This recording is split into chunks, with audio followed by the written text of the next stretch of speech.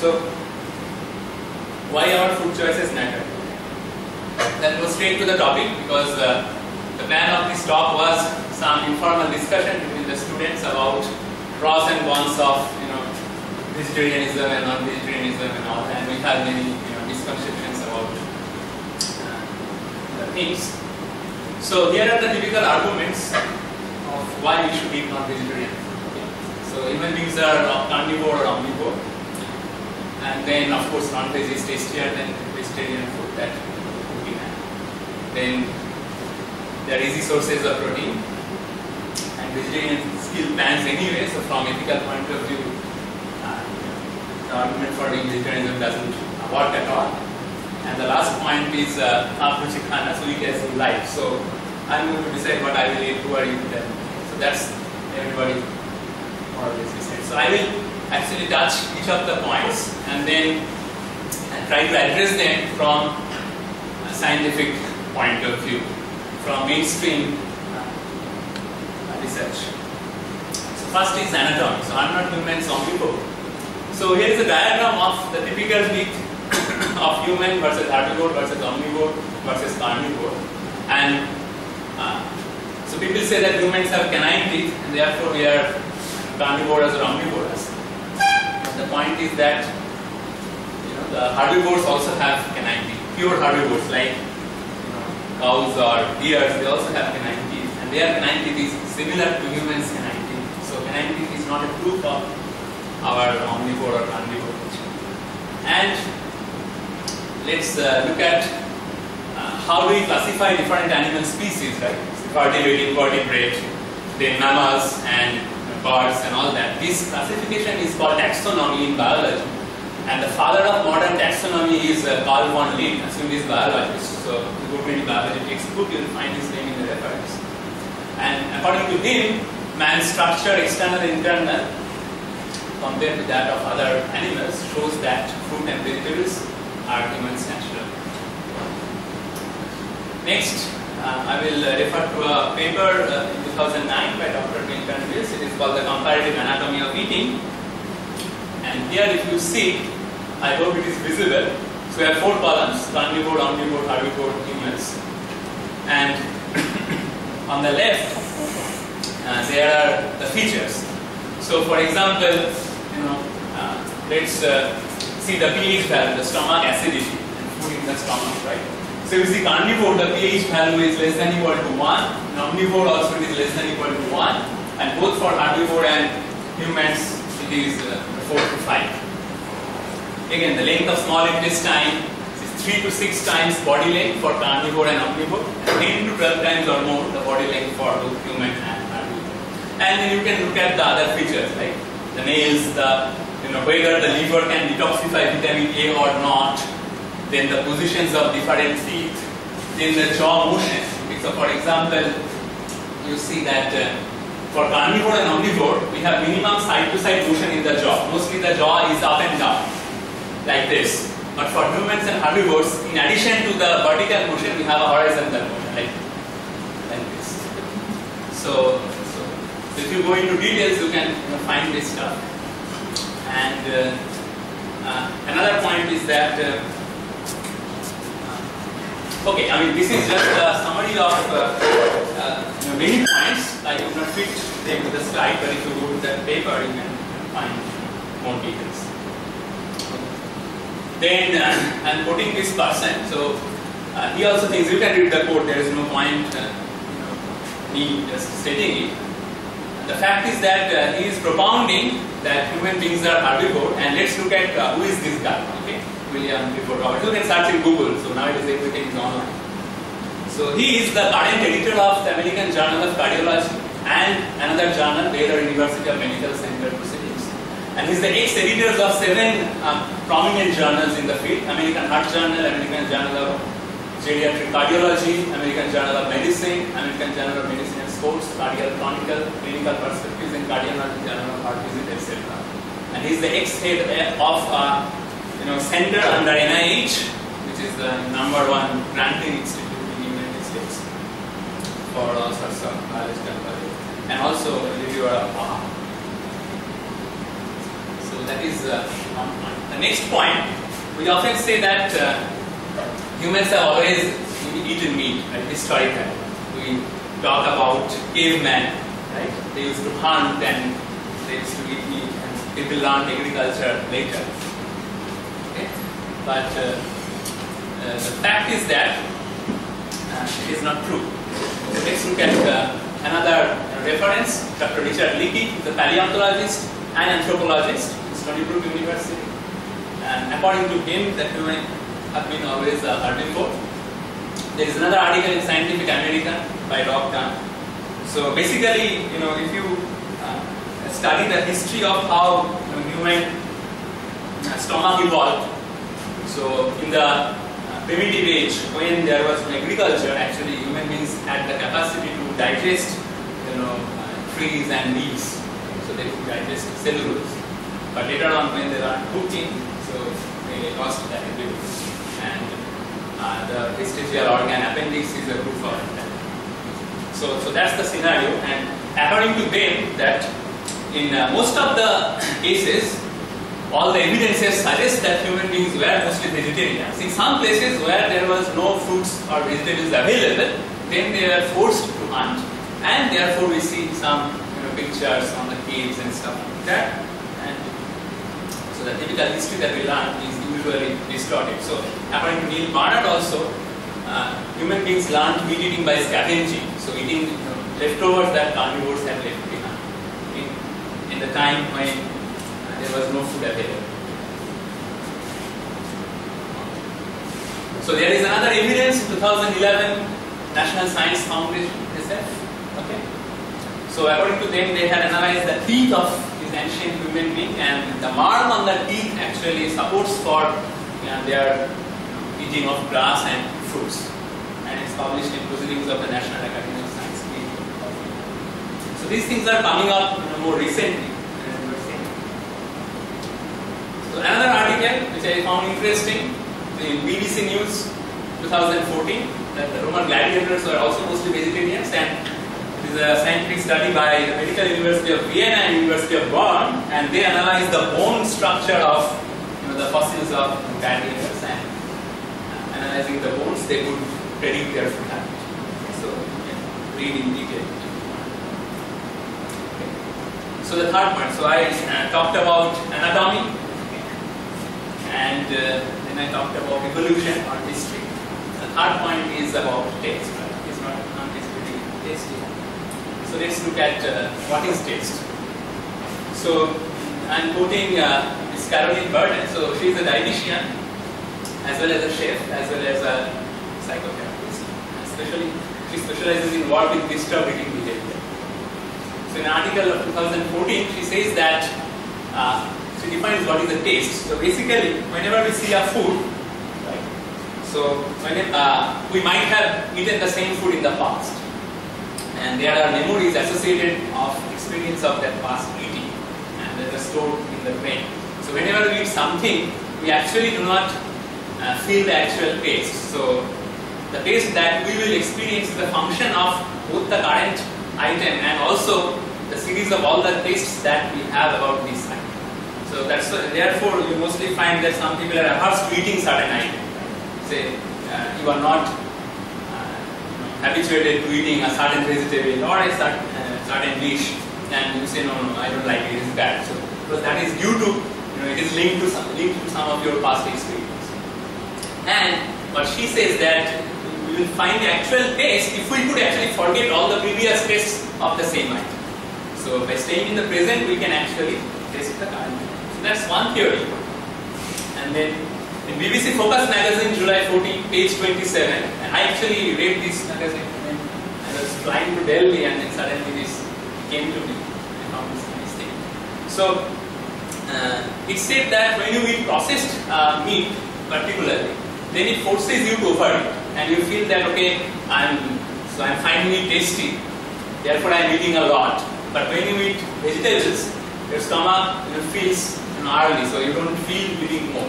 And that is the reason, because when fresh vegetables are digested, you have acids secreted in your stomach, which reduces hunger as you keep eating.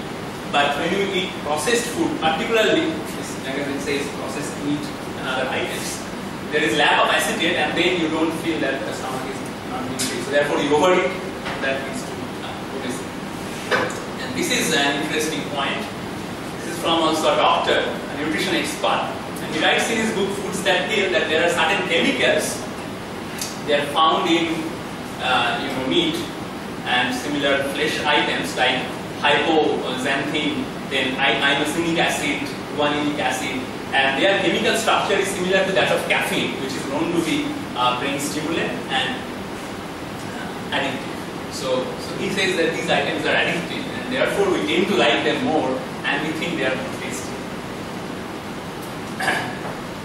So I covered the taste item. The fourth point is often it is a social status to eat non-vegetarian food or offer our guests, and we feel that probably we could not treat the guest nicely. And also guests also, if we invite them in our home, even if we give them say 30 or 40 items, if they are all vegetarian, then they tend to feel that this is particularly in our society, not every part of India or world. But I am saying there exist some societies like say Bengalis and similar types where this is a social norm that when you invite someone, when you make a festival or when you make a get together, you have to have non-vegetarian food. Otherwise, I think it's not complete. So that's a social dogma, I would say. And of course, many fashion items and clothes, like for example leather and stuff, they also come from animals. So the fifth, this is a very interesting point. So people often say that will I get enough protein if we eat?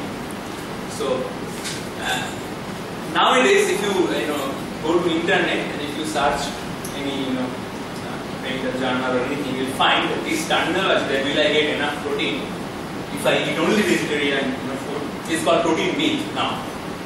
It is myth because now it has been proved to be a myth. So let's look at the amino acid structure. Right? So we know that the protein is not important, it is the amino acid that is important, protein. And there are 23 kinds of amino acids, out of them 9 are essential and the rest are non-essential. Okay. So nowadays I am working in the field of bioinformatics and protein structure from computer science point of view. So I have known this stuff a little bit more detail. So amino acids are nothing but an amine radical NH2 followed by a COOH chain, carboxylic acid, and there is a side chain R. So depending on the chemical structure of the side chain, you have different kinds of amino acids. So all of these have these NH2 and COOH common, and R varies. So depending on the R, you have 23 different types, and 9 are essential. These are the names of the 9 essential amino acids.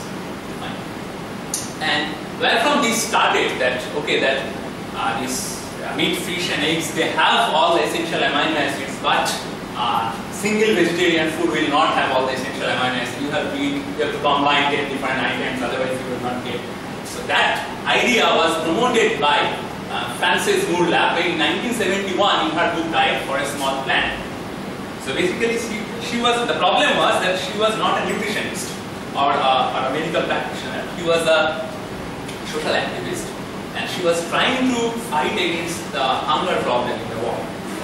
So we'll discuss that the hunger problem in the world also related to our topic. So what she thought that this non-vegetarian food, they will give more calorie per gram, and therefore you can fill your stomach early, and that can solve the problem of world hunger. And then she propagated this protein meat. And that became very popular, and from 1970s, if you see the textbooks of biology of around that time, you will find in standard textbook also it is written that non-vegetarian food is essential in order to have all the essential amino acids. Surprisingly, in 1981, in the 10th edition of her book, she actually retracted her statement, because then a lot of nutritionists objected to the idea, and then she understood, she retracted. But the idea had become much more popular, and this 1981 edition, many people did not look through, many people overlooked, because the original edition had that idea, And so it still continued till 90s and all that, unless some other people really pointed out. And I remember also in my childhood, in the school textbook, I had read that stuff, that it is essential. So then I researched what is the source of this historical, then I found this. And let's look at the current scenario. So if you go to the US FDA website, United States Food and Drug Administration, it says that any one of soy or lentil means our dal and milk, contain all the essential amino acids. Okay? And if we want to look into more detail about the quantity, so let's look at the World Health Organization specification for the requirement of each of the amino acids for grown-up individual. Okay? So at the top, the columns represent the 9 amino acids, and the green bars represent the need, the necessity of the amount of amino acid per day for the grown-up individual standard scale. So that is WHO requirement. And then the other rows I list what are the food composition or what are the nutrition according to this USDA database. Okay? And you can see that each of brown rice or tomato or potatoes or green peppers or corn or lettuce or cucumber, okay, our normal day-to-day items or carrot, any one of them actually you see strictly dominates of the requirements that is in the top series. So any one of them is enough. So we don't believe until we see. So this is the data. So you can go to their website and find. And this is from our National Institute of Nutrition in Hyderabad. So this is the average protein in gram per 100 gram. You can see that soybean and skimmed milk is at the top. Of course, then comes chicken, and then we have the other items and this fish, what they come later. These things are heavy because they are rich in fat and cholesterol, so they give more calorie, but those calorie comes from fat. So then often people talk about that these vegetables are not enough source of these omega-3 and omega-6. You have to have fish oil and all that, otherwise we lack these nutrients. But again, from this US FDA website, I collected our normal items. So if you consume any refined oil like sunflower oil or any kind of vegetable oil, you have enough. Okay, so the sixth item is related to disease, health and fitness.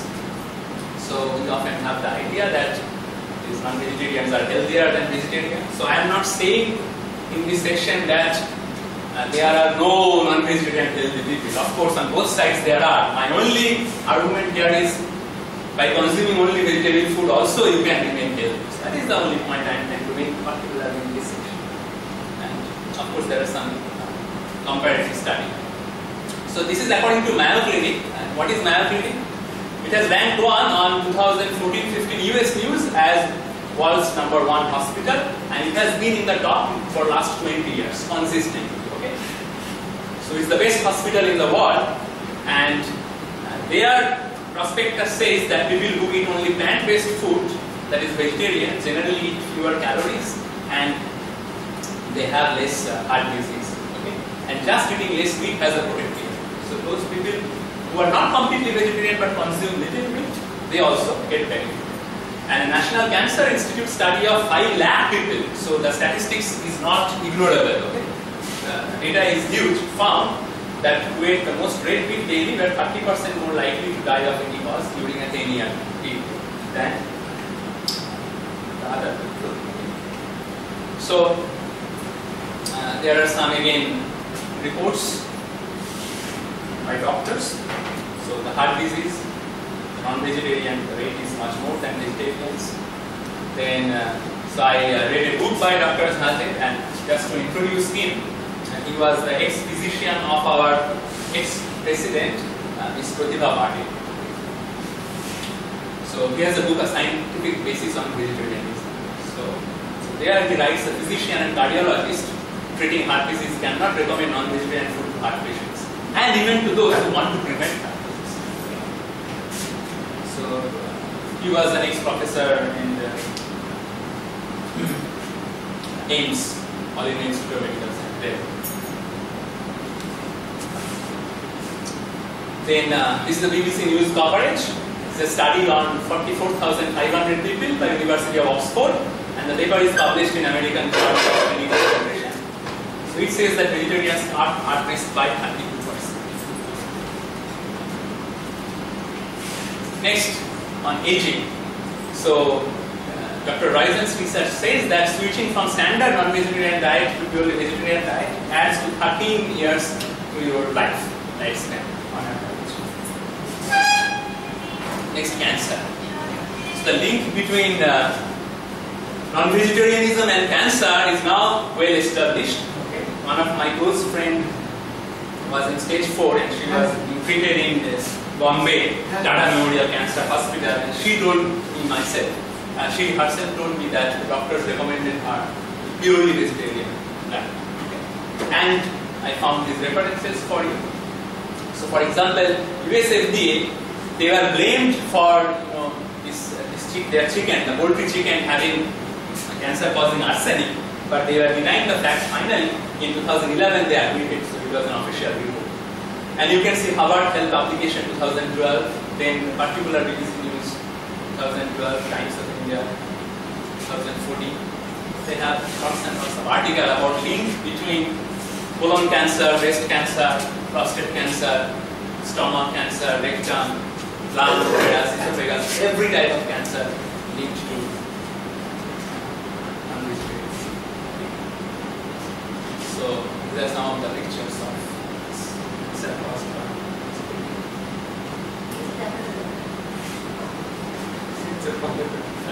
Okay, so this is an interesting article published in Food and Chemical Toxicology Journal, volume 36. So it says that why these non-vegetarian foods are sources of this cancer. Because it has this particular chemical, heterocyclic amine, HCA. Those are mutagenic compounds. Mutagenic means they are carcinogenic. And they remain, even if you cook them, or you burn them, or you grill them, it does not matter, they still remain.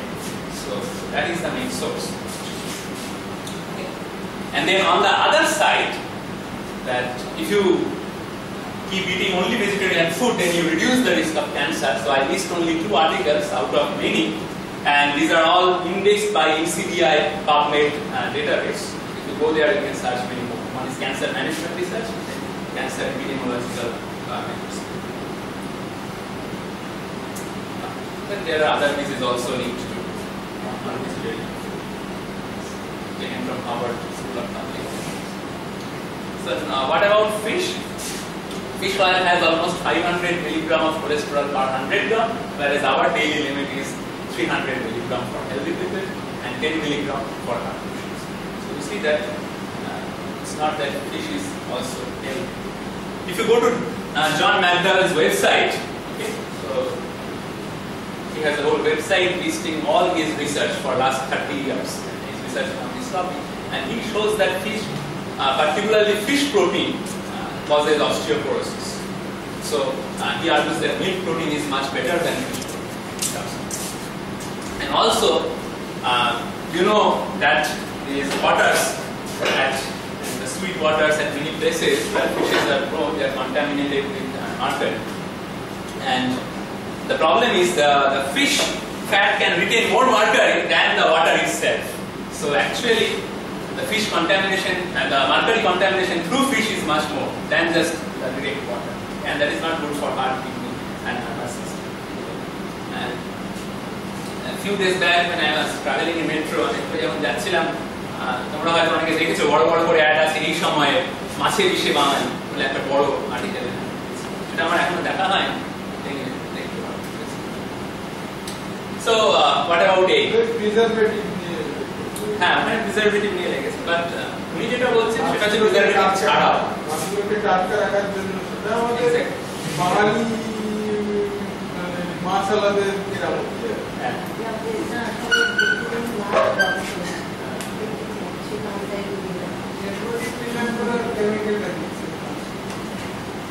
so anyway, so the main ingredient of egg yolk is cholesterol. So you already know, many of you. that doctors often recommend that don't eat the egg yolk, eat only the egg white, which is albumin. But so the albumin is only the protein component, the egg white, and that has only 13 gram of protein per 100 gram. So if you go into my previous list, so 30 per 100 gram in that egg. So there is no point eating the egg albumin. You have other better options.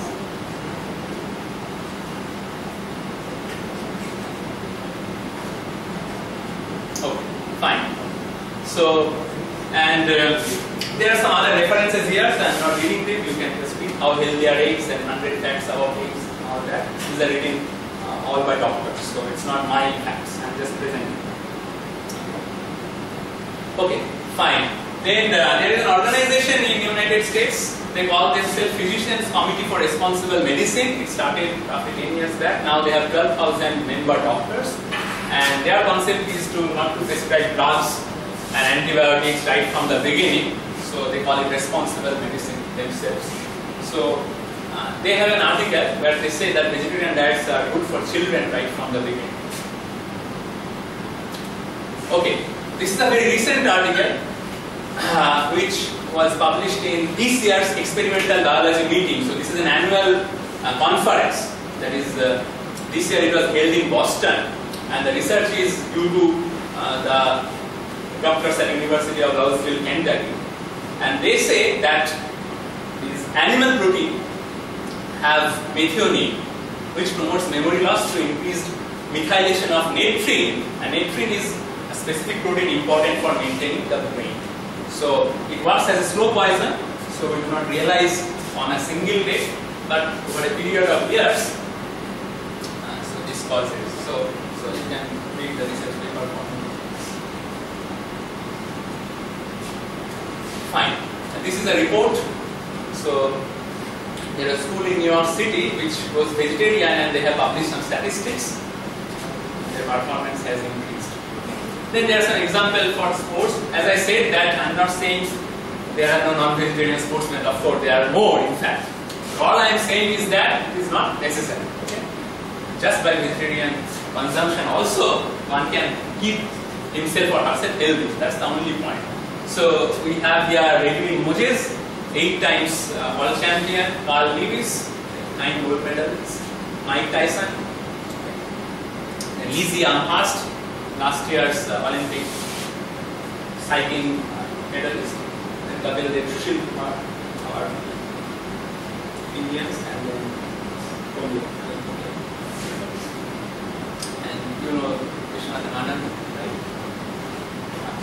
Pankaj Arpan.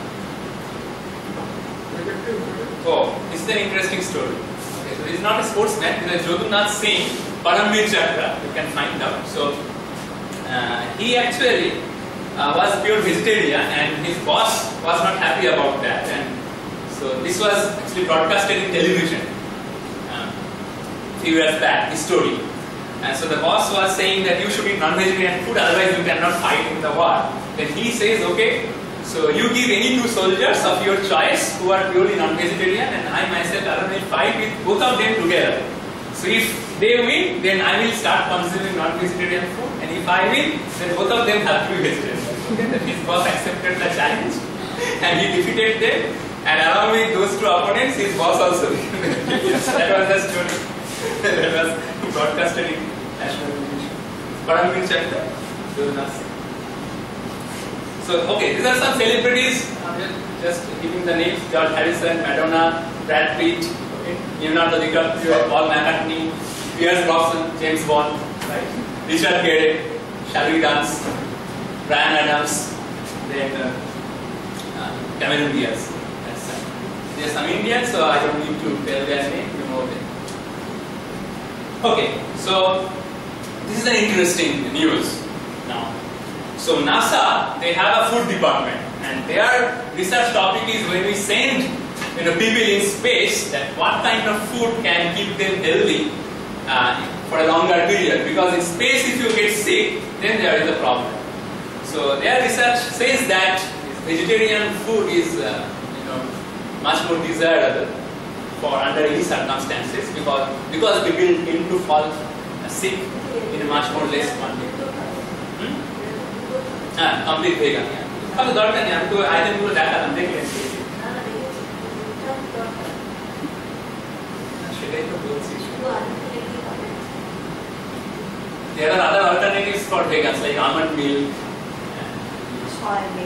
soy milk, those kind of things. So আমি এটা বলছি, হ্যাঁ এখানে হ্যাঁ কিন্তু মানে they have basically other than protein what you have in milk, you have calcium and vitamin D3. So there are other sources of that. There are enough vegetables that, for example, carrot is a good source of vitamin B3 and calcium. Then you can get from lettuce. So there are many vegetables. You can just search in Google or you go to USFDA database or WHO database. It's readily available. Otherwise, the vegans would have all died by now. There are many vegan athletes also. Yeah. So the thing is that. One thing I must admit that if you are vegetarian, if you are not vegan, you consume milk, then you don't have to think or plan your diet. You don't have to consult any nutritionist. You can just consume as you want. If you keep eating milk on a regular basis, then all the nutrients you get in enough quantity, in addition to protein, okay, the other items also. But if you are purely vegan, you want to avoid milk, then you have to plan your diet properly. You have to see that the things other than protein, like Madam said, calcium and other items, you are getting enough. So you have to plan your intake properly. So that, of course, there is no way to do it.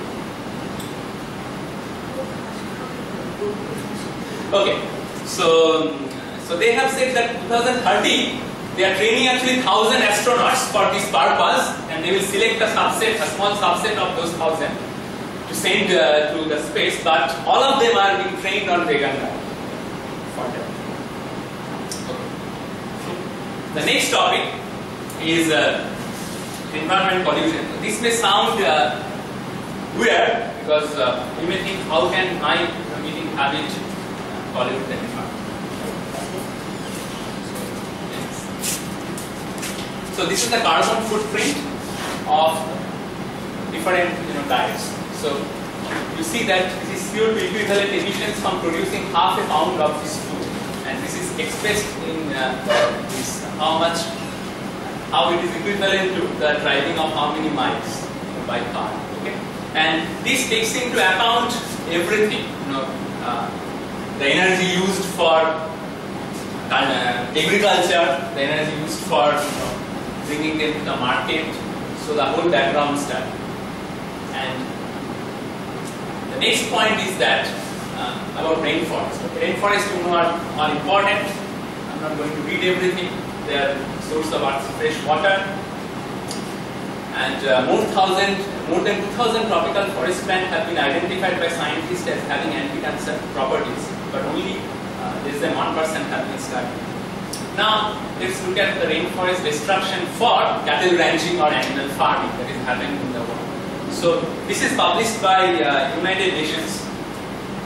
Next slide, I have the reference. So you see, in 1985 we had 74% rainforest left, 26% had been destructed out of the total. Okay. And 2020, the prediction is only 33% will remain.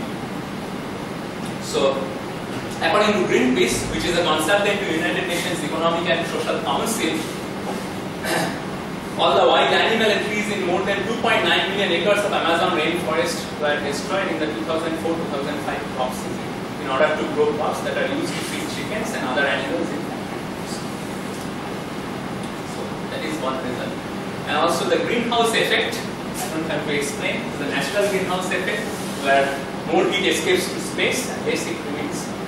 Here is the opposite, human caused greenhouse, because we destroy this protection layer in the atmosphere. So this article, how it contributes to global warming, if you see Scientific American, February 2009, there they say meat production contributes between 14 to 22% of the 36 billion tons of CO2 equivalent greenhouse gas per year. And interestingly, 1 year later, there was a paper by World Bank's chief environmental advisors, Goodland and Anham, and they corrected this figure. They said that there is a mistake in the calculation.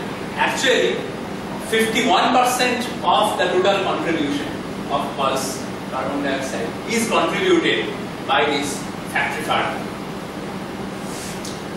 So you see that this is more than all the cars of all the factories and all the other ways you can think of producing carbon dioxide, because it's 51%. The rest is 40%. So it sounds very weird, but it is there. The paper is available online. You can read there, and there are World Bank's environmental policy. So the solution is we keep more and more acid, but the problem is that it directly causes more global warming. Result is ice melting. You can see September 1979. This is September 2007, and often nowadays you see the report that this city will drown if 1 meter sea level rise and so on.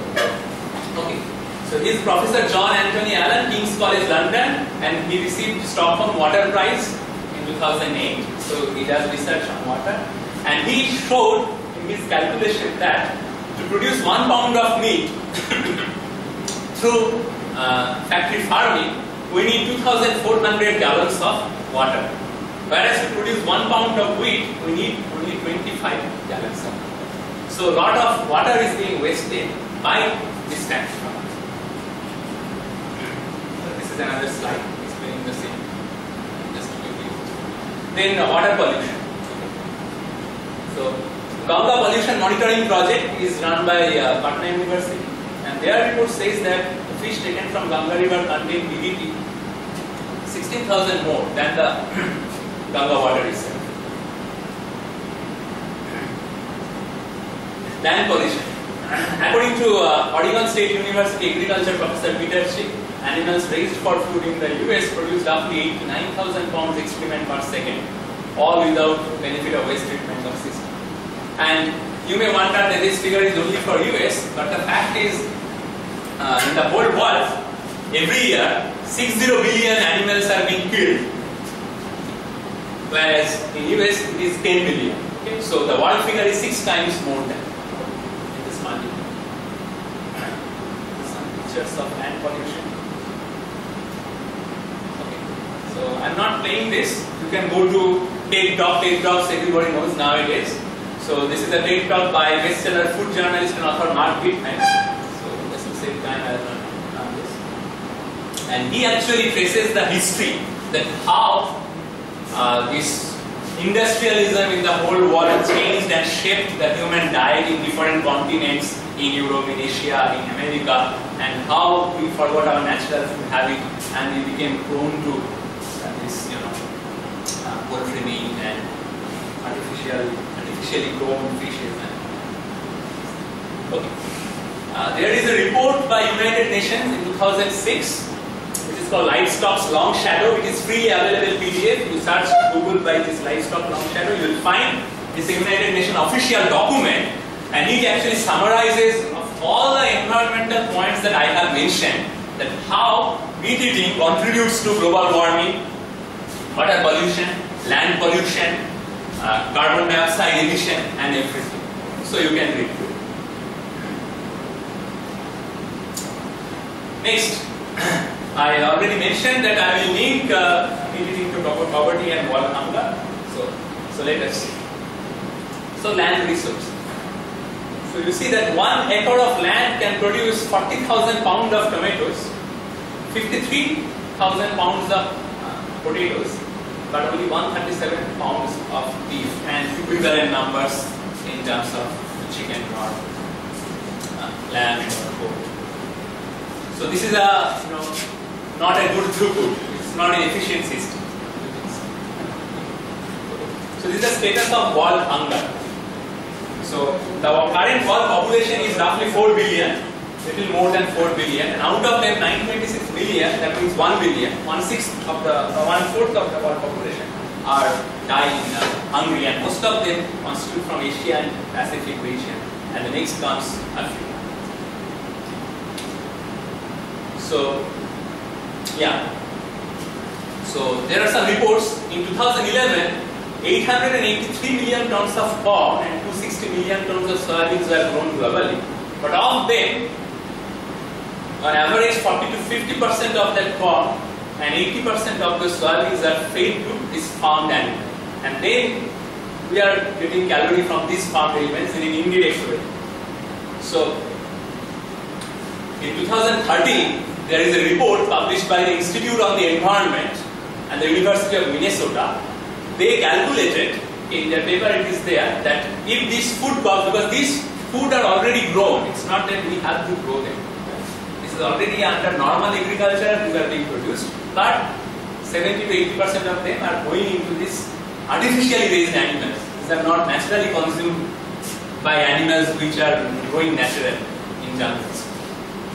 So around 70% more food would be added to the world supply, and that is enough to feed more than 4 billion additional people than the people who are hungry. So the number of hungry people are less than 1 billion, and it can feed more than 4 billion additional. So that is the status. And in 2010, there was an official meeting of United Nations. I am not again playing the video to save time. You can go to YouTube and search United Nations View 2010. You can find it. Okay? And there you can see that all the leaders of the United Nations, they are appealing to all the governments of the world to kindly shift towards vegetarian diet national, to promote vegetarianism and to stop malnutrition. But the problem is very few governments are responding because there are a lot of revenues. You know how the smoking industry works.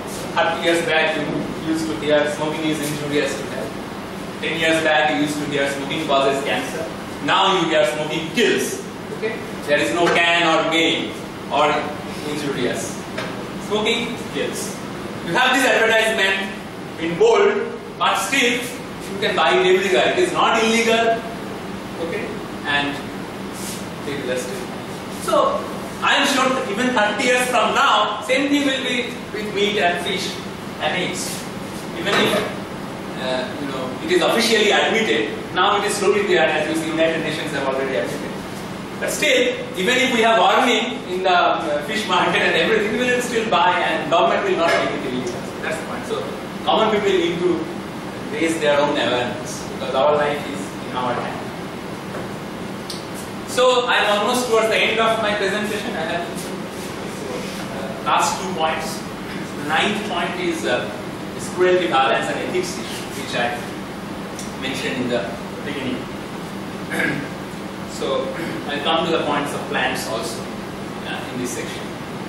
So let's look at some old holocaust that happened in the world during 1930s and 40s. So that is no different from presently what is happening to the animals. So there is a famous quote, it's not visible on the right hand side, and these are people which are captivated by Nazis. So to animals, all people are Nazis. So that is a famous quote. So, and people say that the Holocaust did not end, it just changed species from human beings to animals. So during the 7 years between 1938 and 1945, 12 million people perished in the Holocaust caused by the Nazis. And the same number is, in the 38 to 45, 7 years. The same number of animals is killed every hour, every 4 hours for food in the USA. And I don't need to explain. So I don't see any difference. If you see any difference, you can tell me. I don't see any difference in this matter. Then, so I skipped almost all the videos, but I will actually play this short one. This is 5 to 6 minutes. Just one thing, sir. Sir, over the past maybe 40-50 years, research on vegetarianism has been happening, as per your slide, right? Yeah. Now, but in India, there are certain dedicated organizations for food. But the thing is, not in India, all over the world there are dedicated organizations. Mainly concentrated. Actually, in India there are less organizations promoting vegetarianism. Yeah, very less dedicated. In Europe and US there are more organizations. Rather, very less dedicated number of organizations. Okay, but certain organizations like National Like Coordination Committee, they are having ads like Sunday Hoya, Monday, Rose Khao Ande. So, could you please throw some light after all such research? No, it is the same thing I told you, it is revenue. At the end of it, government needs money. That's the thing. Is government, banning of the cigarette industry? Why India was the last to, increase their font in the cigarette labels? If you, say 5 years back from today, if you go outside India, if you buy any packet of cigarette, you will see that the cigarette name is in, say, a font size 5 and the warning is in font size 16 or 20. That smoking is injurious to health or smoking causes cancer. In India, it was exactly the opposite. The warning is in such a small footprint that it's no longer visible.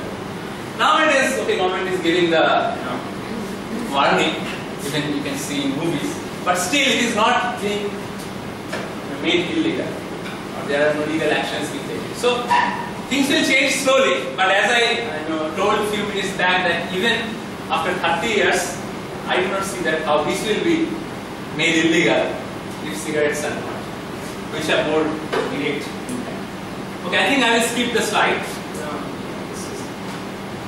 I have already shown enough. Then, historically there are some famous people who have advocated vegetarianism solely on the basis of morality or ethics. Okay. I have touched upon biological points, but their motto was only based on morality. And we see Pythagoras, Vinci, Tolstoy, Edison, discoverer of the bulb, Einstein, George Bernard Shaw, Gandhi, and Tagore. Tagore was not a vegetarian throughout his whole life. Of course, in Thakurbari, meat eating was very normal. But he changed later. One of his brother, Balendranath Thakur, he was an animal activist. And once he gave a book to Rabindranath as a gift, and after reading that, he got changed. And from that day, he ordered his book that don't cook meat anymore. And he mentioned this event in one of his letters to Indira Devi Chodhura. Okay, so you can find in his chithi also. Then there are more modern, world famous people. Abdul Kalam, Steve Jobs, Apple, Henry Ford, founder of the Ford car company. Then I chose to quote Swami Vivekananda. I could have given quotes of the other people also, but I chose to quote him especially because my most intimate Bengali friends, actually they tell me that Vivekananda was also promoting non-vegetarianism, then how do you? I myself am a fan of Vivekananda from the childhood, and I can quote you from his complete works. So people often quote people out of context, right? So Vivekananda elsewhere also said that playing football is more important than reading Bhagavad Gita, but that was in the context of the freedom movement. But that did not stop the freedom fighters to read Bhagavad Gita the day before they were hanged. And that did not stop Ramakrishna Mission to teach Bhagavad Gita in today's class to students. So we should not take things out of context. So if you read his complete works, you will get his message. He is saying, when I eat meat, I know it is wrong. Even if I am bound to eat it under certain circumstances, I know it is cruel. And the ideal is not to eat flesh, not to injure any being, for all animals are my brothers. And Swami Abhedananda, another disciple of Sri Ramakrishna. He is famous for his books Moramer Pare, Ritur Pore Antar Katha, etc. And he has one famous essay called Why a Hindu is a Vegetarian.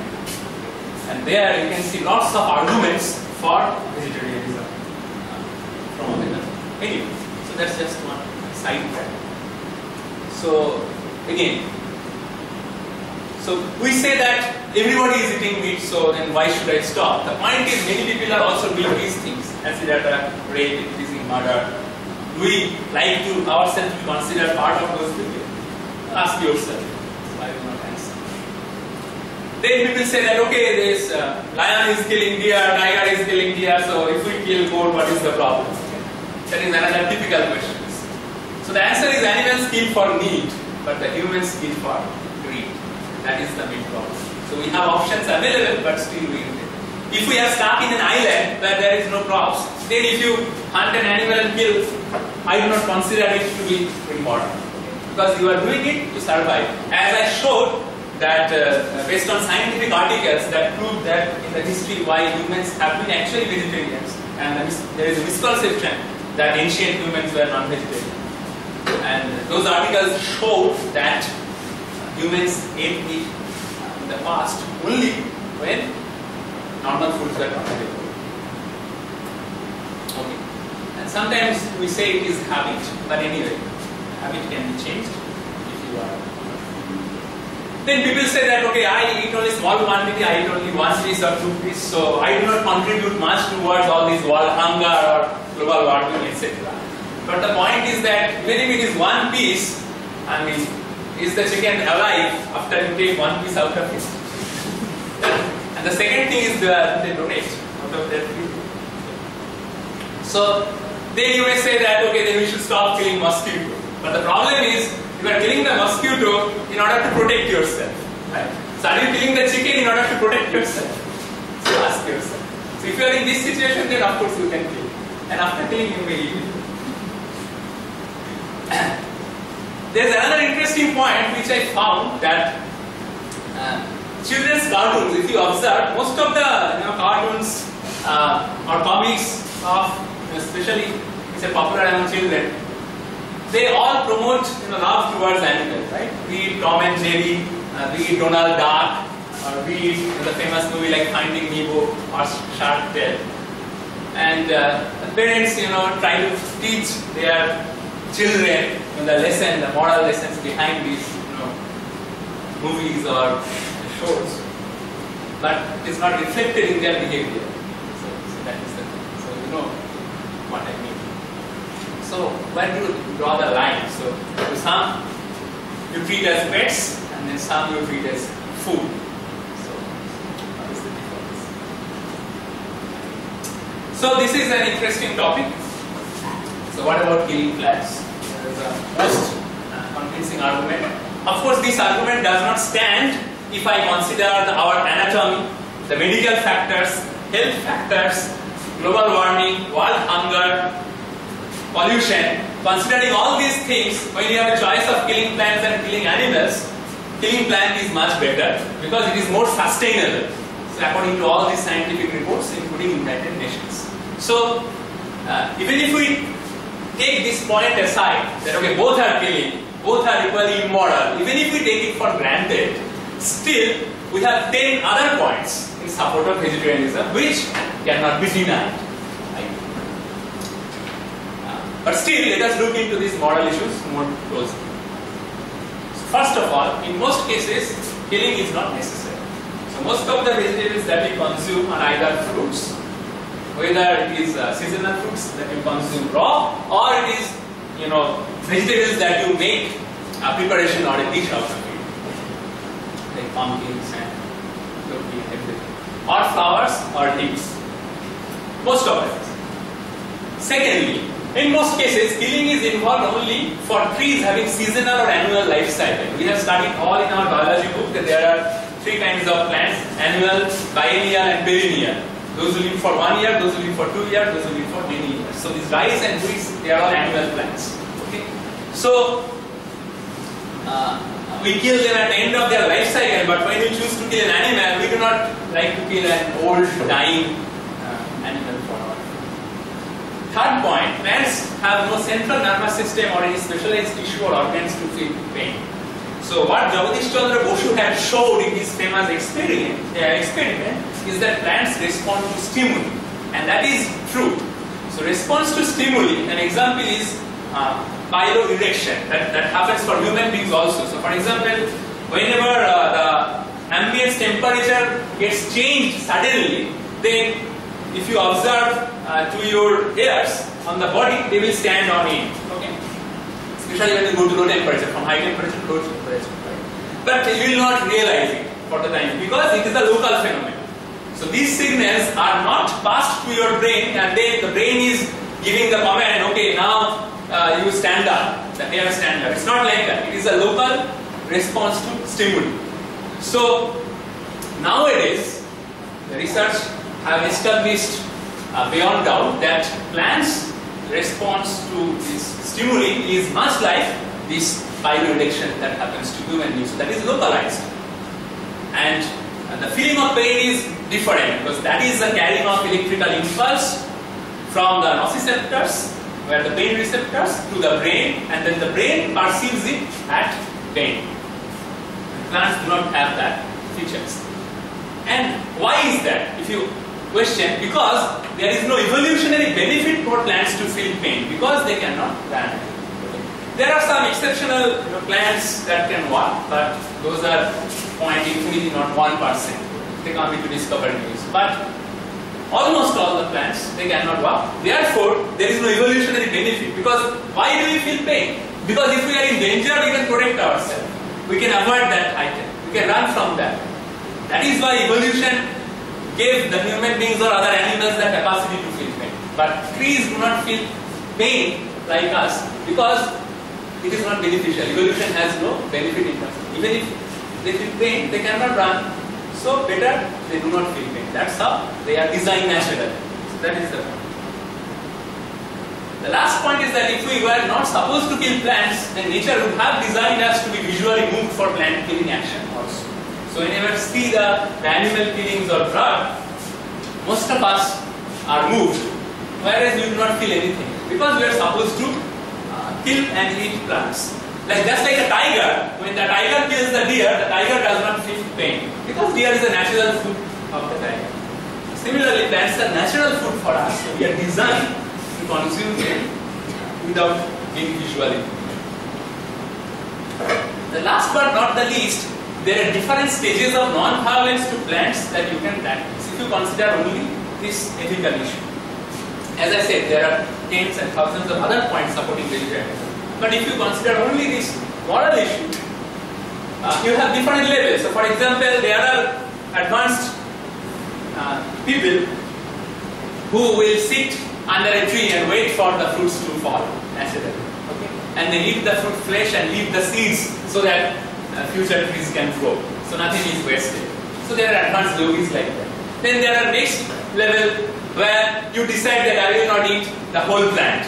Okay, I will eat only the fruits and leaves that are taken from the plant so that I don't have to kill the plants. Because again the plants will naturally grow, unlike the legs of chicken or the body parts of goat, which will not grow again.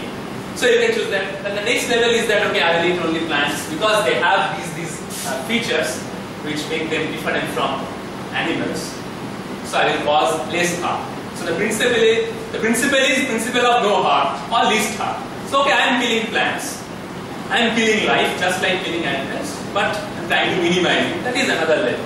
So my point is that with plant-based diet, you have all these options and you can set yourself according to your capacity. Okay? You don't have to be a yogi sitting under the tree, but you can be a normal human being, walk in the society and place yourself. But with animals, the choice is killing versus not killing. There is no option in between. It's binding. So that is one. Another interesting point. Non-vegetarians indirectly kill 5 to 10 times more plants than vegetarians. So Professor Patricia Moore, Department of Botany and Plant Pathology, Oregon State University, in her, I think it's 2012, I forgot to mention, 2012 course material, I found these statistics, that it takes up to 13 pounds of grain to produce 1 pound of meat, and then she calculated, actually there is a calculation in her website, you can go into the detail, and she showed that for the same amount of calorie and nutrients intake from plant source and from non-vegetarian source, if I compare, then non-vegetarians indirectly kill actually 5 to 10 times more plants. So the point is, if you love trees, if you want to protect trees, then you should eat them only and not plants, according to these statistics, because that kills less plants. Then there are animal rights issues. As I said, that past 30-40 years, as we also rightly pointed, that we have these awareness. So this visual pollution, there is an act, 1861, no animal slaughter in public, but nobody obeys this act. In India also we have prevention. Then religious sacrifice of animal, that has been prohibited by Supreme Court of India 1994, but still it happens.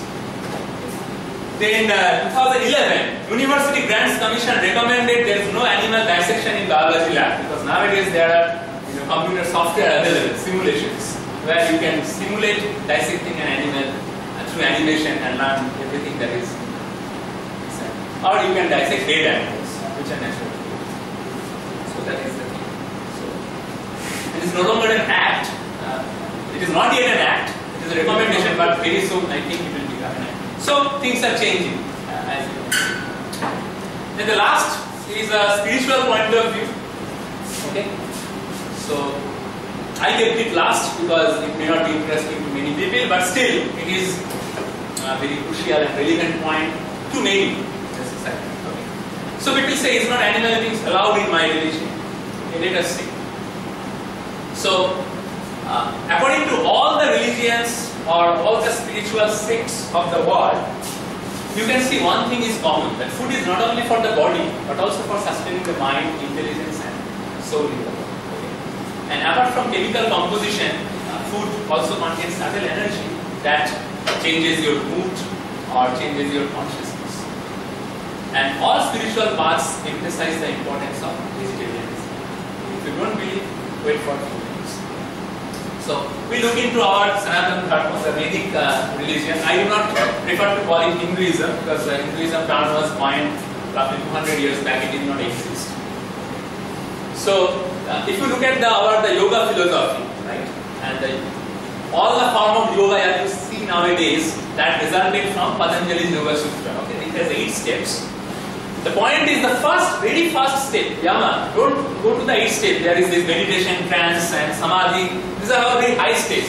We are mostly starting to this pranayama and asana, and that too, we do pranayama and asana right from the beginning. But Patanjali says that in order to have the actual benefit, you have to go one by one. You have to follow these steps. So first you have to practice yama. There are some don'ts that are listed. Then you have to follow niyama. That means you have to follow some do's. Then you have to do asana and then the pranayama. But other than authentic yoga teachers, nowadays people who are doing business, they don't teach this thing. And the very first point of yama, in yama there are a lot of lists that you have to do this. The very first point is non-violence, and that includes what kind of food you should eat. So vegetarianism is a very primary thing in yoga. Then there are 3 kinds of food: sattvic, rajasic, tamasic. I am not going into detail. Just to quote B.K.S. Iyengar, I hope you know this person. Okay, he was nominated for Nobel Peace Prize in 2014, but unfortunately, in 2014 only he died. He was more than 80 years old.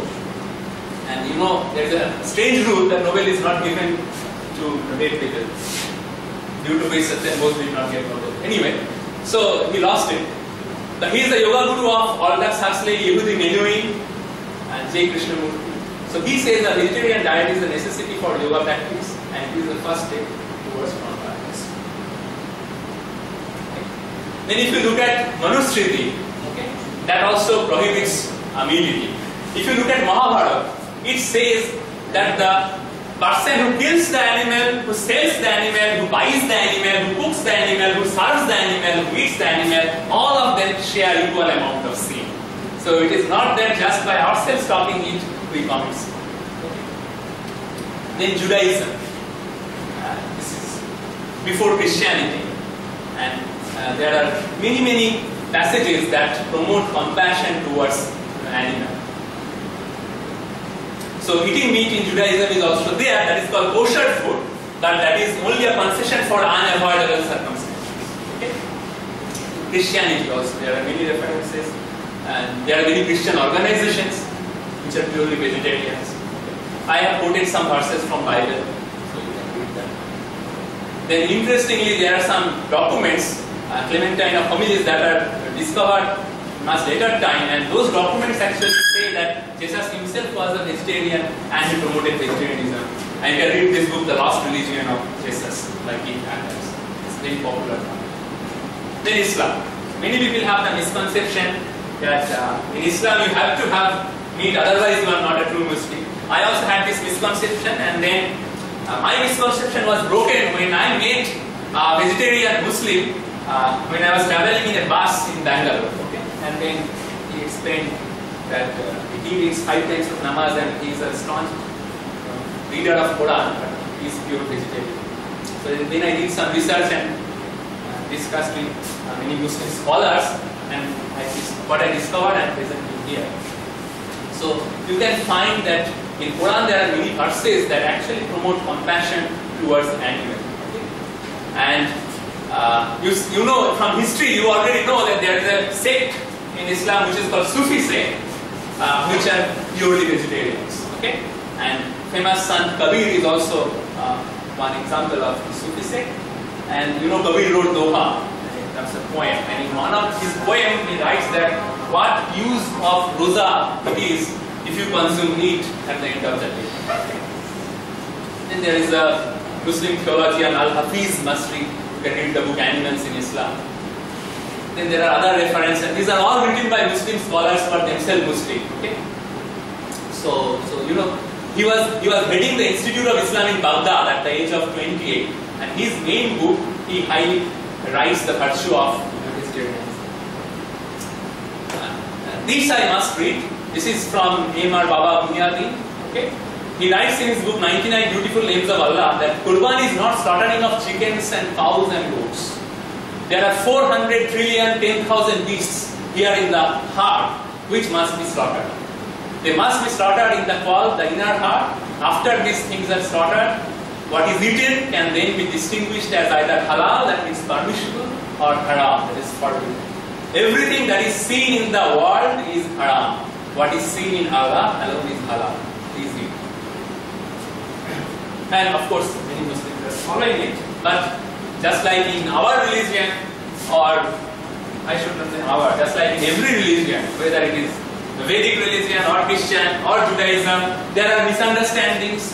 People follow blindly, they do not understand, they do not read themselves, or they do not ask questions. Similarly, Islam also it is there. So Islam is no exception. All religions have this, misguided people. So the final words, I have discussed these aspects, comparing vegetarianism and non-vegetarianism from anatomy, evolution, taste, status symbol, nutrition, disease, fitness, environment, poverty and world hunger, cruelty, violence, ethics, spiritual view.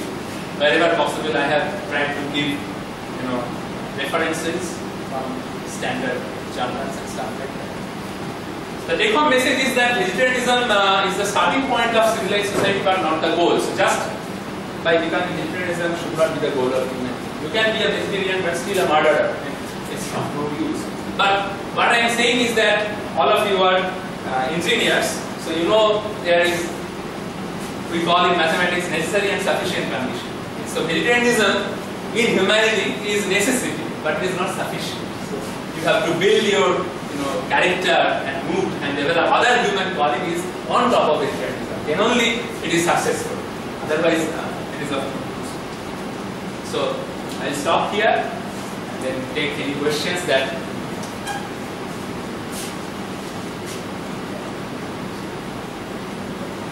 Sir, there is a little bit of doubt. Okay, sure. There was a light in the slide itself that plants basically they don't have that thing called line as such.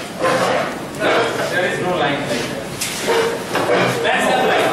Maybe I'm not being able to recollect just that slide. Okay, I go to the answer.